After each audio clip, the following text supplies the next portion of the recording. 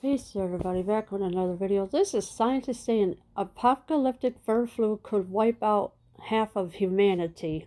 Yeah, right. Like that's really gonna happen? Come on, this is a joke. This is another deep state agenda here. And not to mention Bill Gates, but they're all behind this. Look at this, their chickens they're showing.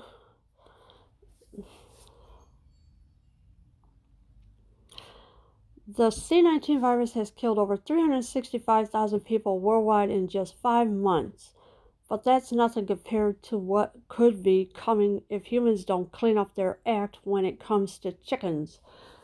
So what's wrong with chickens? There's nothing wrong with them. You cook them real good. Make sure they're cooked all the way through so no red meat is showing. And the C-19 virus has killed over 365 people worldwide. Yeah, right. Tell that story to the shadow governments, aka the deep state, aka the globalists, aka the global elites. They're the one responsible for all of this. In his new book, How to Survive a Pandemic, Dr. George Greger, a scientist and physician who once testified for Oprah Winfrey in her meat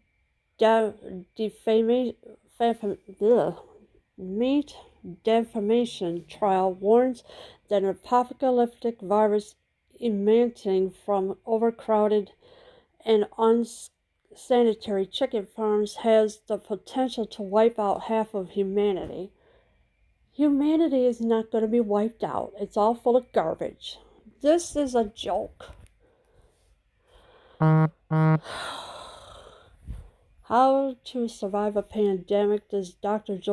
Michael Greger, who is a scientist and physician who once testified for Oprah Winfrey. Think about it, deep state people, shadow governments. Think about it, fake scientists. Why are you listening to these fake scientists? They don't know nothing. They're cuckoo in the brain. They don't know what they're doing or talking about or nothing. Greger, a vegan, writes that in the hurricane scale of epidemics, COVID-19 was a death rate of around half of 1% rates, a miserly category 2, possibly a 3. The big one, the typhoon, to end all typhoons, will be 100 times worse when it comes. A category 5, producing a fatality rate of 1 or in 2. Civilization as we know it would cease. Yeah, how many times has the world, people saying, oh, the world is going to end in such and such year? It never happened. Look what happened when 2000 came around. Nothing happened. Because everybody was panicking. Oh, the world was going to end in 2000, blah, blah, blah. Never happened. We're still here, aren't we? Hello? Think about it. Typhoons, yeah, well, I could pretty much understand that, but it's coming from other countries. But now they're saying that that civilization as we know it would cease. Yeah, I don't think so, because people are still moving forward, no matter what. While environmentalists warned earlier this month that the world would face another stronger epidemic if we continue to have contact with wildlife, Greger places the blame squarely on chickens. Well, what do the chickens ever do to anybody? They haven't done nothing to nobody. They're food to eat. Chickens didn't do nothing to nobody except lay eggs, like they always do every day, because people do need eggs in the refrigerator. And then, now you're going to put the blame on the chickens? No, wrong idea. You can't blame the chickens.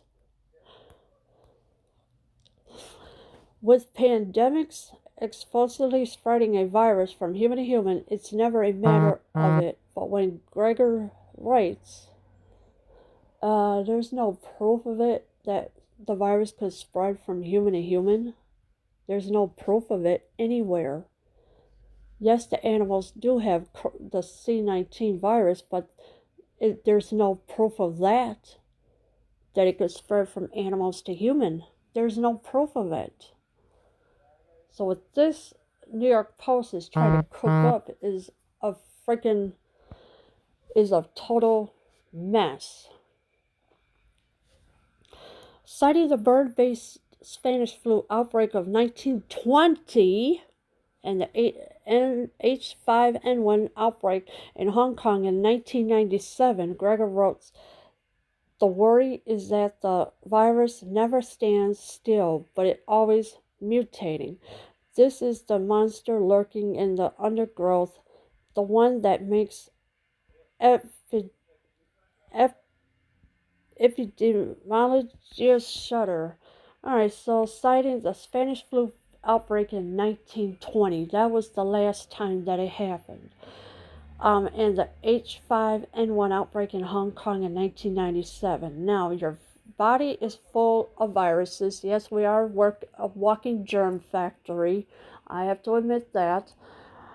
But the only way the virus is going to mutate is inside of you.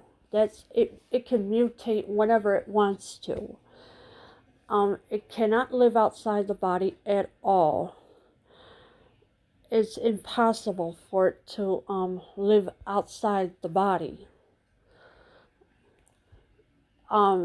Viruses can stay on certain surfaces for at least 24 hours or maybe a couple of days, and that's it. But other than that, your body, the viruses inside of you are mutating inside of you, not outside, because it's impossible. The Hong Kong outbreak, which originated in a bird market, started with a 3-year-old boy in Hong Kong whose sore throat and tummy ache turned into a disease that curdled his blood and killed him within a week from acute respiratory and organ failure. While only 18 people contracted that flu, a third of them died. So alright, so over Hong Kong, they may have had that problem, but 1997 was the last time that they had it. So, and then of course the Spanish flu in 1920, so that's the last of it, right there. But other than that, any outbreaks? No, because the viruses mutate inside the body all the time. And your immune system has to fight them off every day to keep you healthy as much as possible. Eat healthy fruits, vegetables, whatever you can find to eat that'll keep your immune system up. During that pandemic, the government killed 1.3 million chickens in an attempt to eliminate the virus. But there have since been 2 more outbreaks between 2003 and 2009 outside of China. But during that pandemic, the government had to kill 1.3 million chickens because they're blaming the chickens. What did the chickens ever do to anybody? But there have since been 2 more outbreaks between 2003 and 2009 outside of China. Now, which outbreaks are those? We like to know about. Something a little fishy here. But with over 24 billion chickens on Earth feeding the world, what can be done? Eat them. That's what you can do with the chickens. Eat them. Gregor writes, we have to change the entire system away from large-scale farms where chickens are fed antibiotics and are crammed together and pass diseases from one to another easily to smaller free-range farms and eventually not eating chickens or ducks at all. Well, I never had ducks, so I don't know what that tastes like. I really don't. Um, okay, so now he's saying that the chickens are fed antibiotics. No, they're not fed antibiotics. They eat grain, corn, and whatever else, but no antibiotics. That's a lie. And are crammed together and pass diseases from one to another easily to smaller. How? How is that even possible for chickens to be passing diseases from one to another? Think about it.